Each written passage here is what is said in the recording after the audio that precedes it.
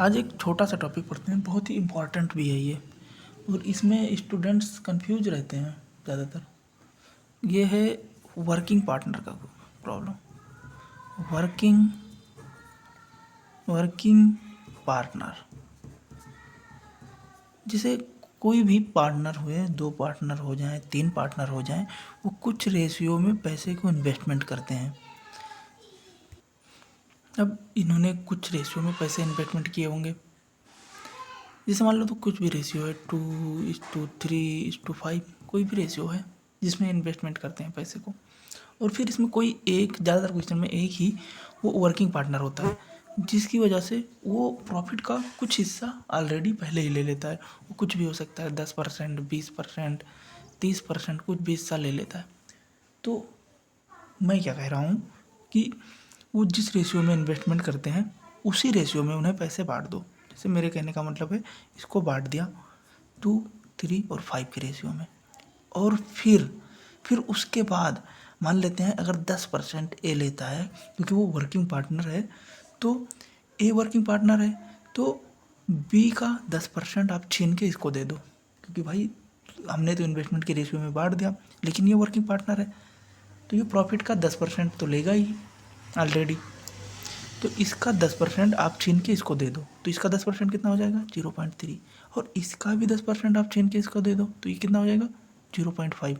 अब इसका आपने 10% छीना है तो ये 0.3 माइनस करेंगे तो ये हो जाएगा 2.7 और ये हो जाएगा 4.5। तो अब नया रेशियो क्या बन के आएगा, नया रेशियो बन के आएगा 2.8, 2.7, 4.5। अब चाहें तो आप डेसिमल हटा भी सकते हैं, 28, 27 और 45। तो इस तरीके से हम क्वेश्चन को आसानी से डील कर सकते हैं। हम क्वेश्चन एक करके देखेंगे कैसे इनको अप्लाई करते हैं, तो इस तरीके से हम क्वेश्चन को बहुत ही आसानी से डील कर सकते हैं। Thank you. रिसेंट के जो एग्ज़ाम्स हुए हैं उसमें हमने ये देखा है कि पार्टनरशिप से अच्छे क्वेश्चन बन रहे हैं।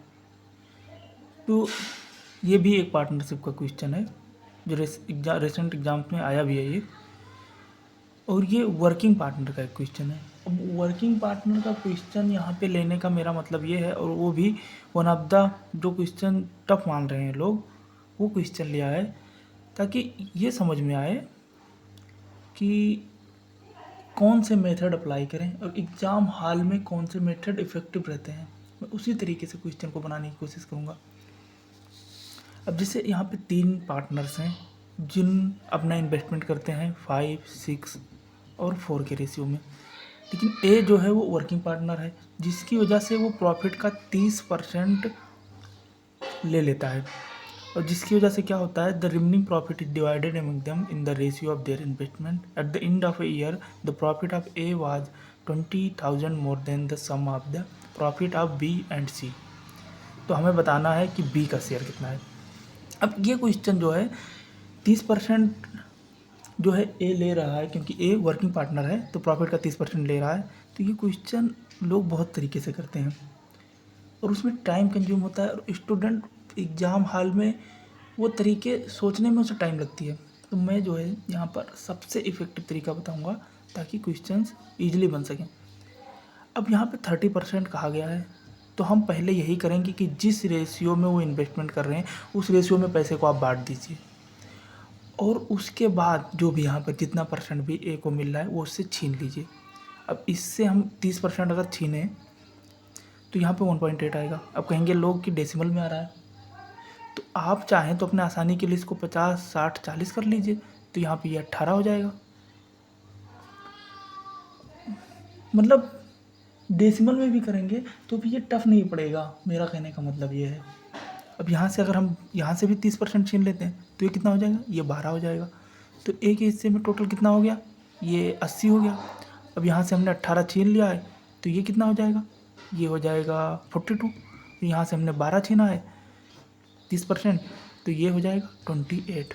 अब यहाँ पर ए का जो है, यहाँ पर जब अब देख रहे हैं हम कि ए का जो है वो 80 है और बी और सी का कंबाइंड कितना है 70 है। और यहाँ पे कहे क्या रहा है क्वेश्चन कि जो बी का ए का है वो 20,000 ज़्यादा है बी और सी के कंबाइन से।